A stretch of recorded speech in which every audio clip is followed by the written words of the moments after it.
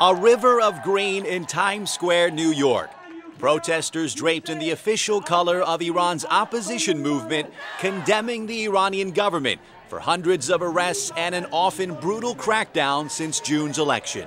When people are being oppressed, the world is being oppressed, and we have to stand together. The rally in New York, part of what organizers called a global day of action. Similar rallies in nearly 100 cities. In Washington, D.C., thousands gathered at the offices of the UN, then marched to the White House. In London, hundreds headed for the Iranian embassy. Enough is enough. How many people they have to sacrifice? How many people they are dying in my country? In Amsterdam, an appearance by Iranian human rights lawyer and Nobel Peace Laureate Shirin Ebadi.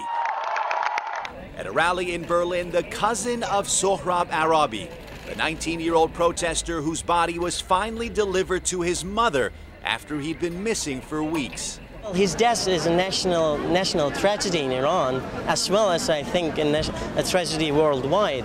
19-year-old boy getting shot because of his opinion. In New York, the green-clad crowd marched to the UN headquarters, where protesters called on the UN and the international community to do more.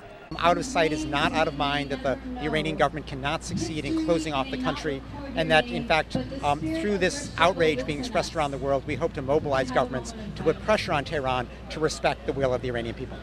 Many of these people at this gathering are convinced the June 12th elections in Iran were rigged, and many are against the regime itself. But their focus today, they say, is to free the hundreds of detainees arrested by Iranian authorities after the elections. On Saturday, a few small protests inside Iran, too. In a major square in downtown Tehran, cars honked and crowds chanted for freedom. More than 6 weeks after the disputed vote, Iran's opposition movement is not only active and defiant, but its message is still heard across the world.